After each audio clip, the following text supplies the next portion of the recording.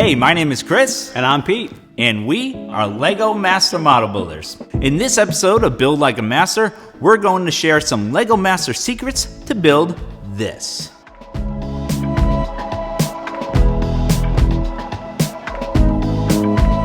All right, it's time for unique element usage. As an artist, this is a fantastic canvas for us to just express ourselves through techniques and element usages and color and texture. Let's get right into it. Let's bring over the version of this model that's been really spruced up. All right, let's do it. Ah, there we go. I think what's very clear from the start here is that they're clearly the same building. They're the same size, the pitch of the roof is the same, they both incorporate chimneys, but they are, in the end, very different. That's right. So right off the bat, things jump out to me. I noticed the roof. The color's obviously red as opposed to black, but the texture is very different. So if you look at that, we can take this off. Oh, that's weird. Normally this is something that would be flat on the ground, but we've used gravity, pretty sneaky, intelligent placement of the brick to create a nice ledge that would allow us to attach the roof. And there's a lot more advantages to this than just having a nice different look.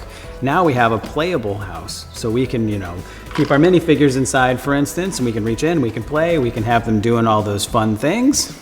Something you couldn't get with the way the roof was built previously. Some things that stand out for me in particular is the chimney on this one wasn't really that exciting looking. And I think this one here really does it for me because it is whimsical in color, right? This whole model is very whimsical. Adding in the 1x1 rounds and the 2x2 rounds make it look more like it's a stone chimney. Another thing that stands out to me is this thing has curb appeal like crazy. If you look at the initial one, it's just green base, a little bit of grass.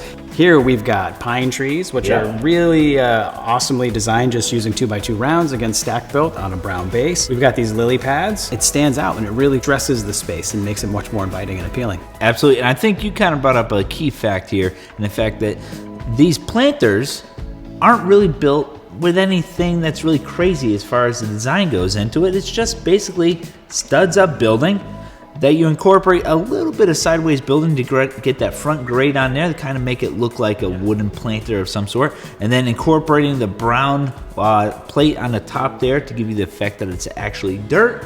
And then to your point earlier, we have the lily pads, which are acting as the flowers in this case. That's right.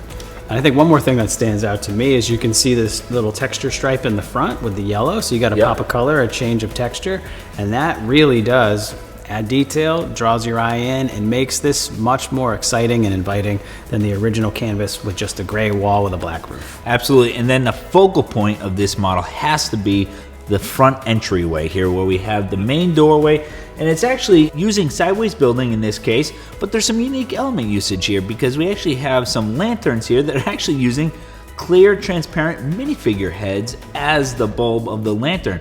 And they can actually be used for things like even a fishbowl too in the house. So you can not only decorate the outside, but you can take the same types of building techniques and utilize them on the inside as well. Yeah, and I think that's a really pro tip. That look at elements and don't just see what they're telling you how to use them in instructions. What could you do past that? You say a fish tank, I can see a coffee pot. That one element can be just about anything your imagination comes up with. It's just about being clever, creative, and using it at the right place and the right time. I think in the end, there is no limit to the way that you can use all these different LEGO elements. That's right.